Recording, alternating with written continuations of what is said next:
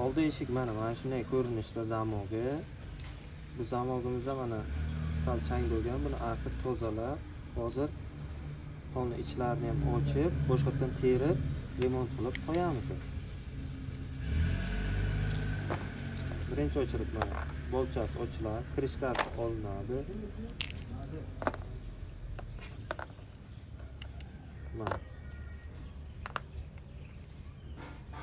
Mana shunday ko'rinishga keldi. Mana buni endi rezinchalarini olamiz.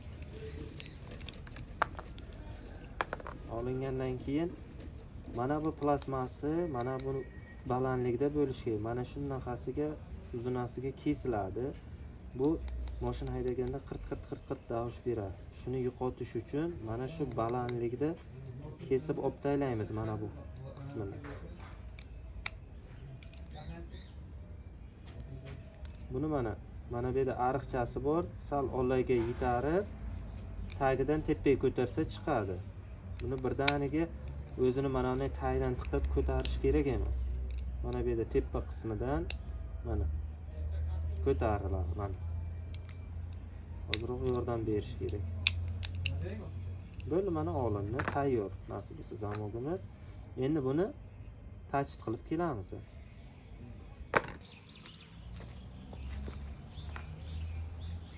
Ko'rishlaringiz mumkin, tachit qilib tayyor qilib olib keldim. Buni endi joyiga qo'yamiz. Bitta undan ollay zamogni artib tozalab olamiz.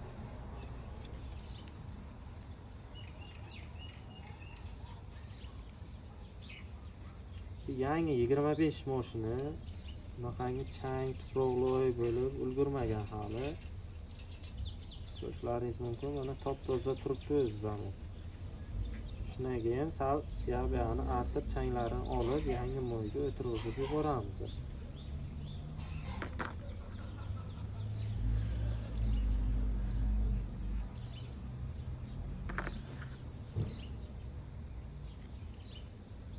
Yog'langan endi kam miqdorda yo'q.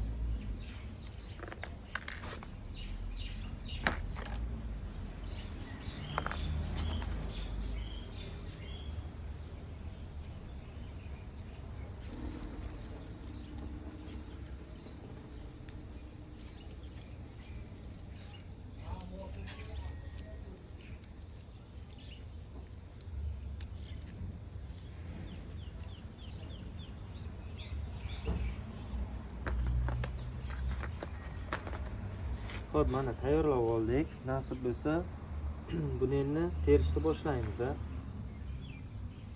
Purshinkachasi mana qo'yildi.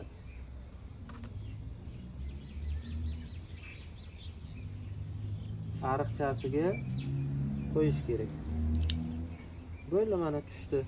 Ariqchaga bu boshi tiqiladi-da, buyog'ini bu ariqchaga направлять qilib bosib yuborsa tushadi qirsib.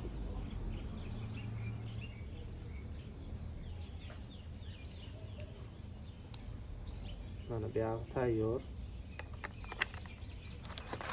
Mana shunday turadi. Xo'p, mana shunday uchtasimidan ushlab olib, litol qo'limizga olib, moylab qo'yamiz. Mana. O'qchasini qo'yamiz. Shunchagolikoni mana qo'yildi.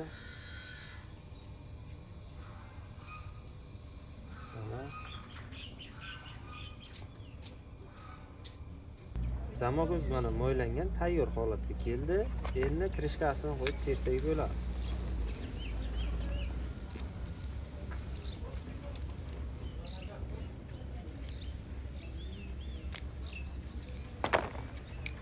Ichi qismi tayyor. Arqa tomonini ham moylab qo'yish kerak, tashqari qismini.